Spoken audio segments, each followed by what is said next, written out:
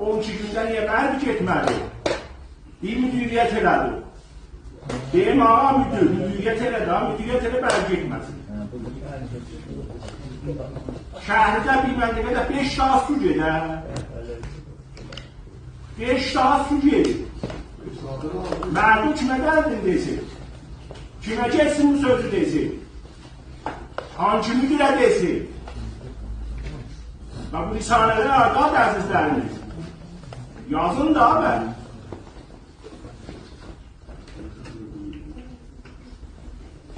Mən bu da əlimi biraz çəp belə edirəm, əlimi belə edirəm, o saat lisanı olur.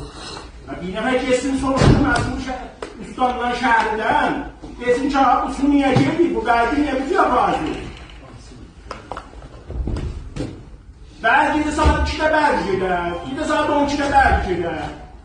O günün şeymanı demələrdə, gecəliyə bəzi gedir bə. Valla biz bu ilk məmləkətdə dərs olmuşuq, gülüyoruz, gedirik, gəlirik. Biz de bir zaman müdür olmuşuq falan, hamımızı müdür olmuşuq bu şəhərdə. Filan dövlət zamanında heç yardımdan çıxmaz. Ay müdür bəzi çağırdık. Dedi abi şəhərdə niyə oyununla qabadı? Niyə bəzi gedir?